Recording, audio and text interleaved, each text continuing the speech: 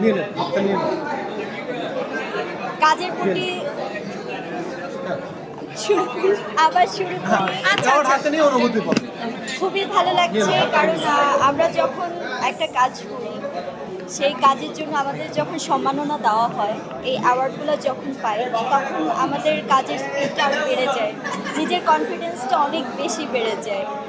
দিন শেষে মনে হয় যে যখন একটা কাজ শেষ হয় তখন একটু না একটু রেস্ট নেই, বা খুব ইচ্ছা করে একটু বসে থাকি বা একটু ঘুরি বা নিজের যে শখগুলো ওটা পূরণ করি, কিন্তু যখন অ্যাওয়ার্ডটা হাতে পাই তখন দিন শেষে মনে হয় যে না, আমার আরও বেশি কাজ করতে হবে, আরও বড় বড় অ্যাওয়ার্ডগুলো অর্জন করতে হবে। তো আজকের এই গ্রিন লিফ অ্যাওয়ার্ডটা হচ্ছে আমার ময়না সিনেমার জন্য। সো আমি মনে করি যে দেশের দেশের বাহিরে 7টা দেশে ময়না সিনেমা আসলে অ্যাওয়ার্ড এবং ফেস্টিভ্যালে দেখা হয়েছে যে বাংলাদেশ থেকে এই যে সম্মানগুলো পাচ্ছে, এটা আমার জন্য অনেক বড় একটা অ্যাচিভমেন্ট।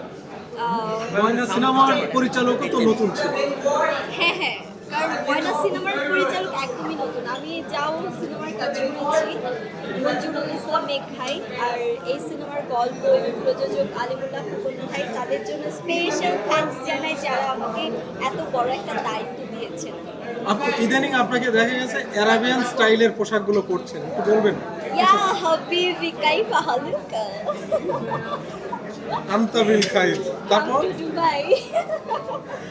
আপু, শেখদের নিয়ে অনেক আলোচনা। বিয়ে কি ভবিষ্যতে শেখদের করবেন না বাংলাদেশ? এখানে তো একটাও শেখ নাই।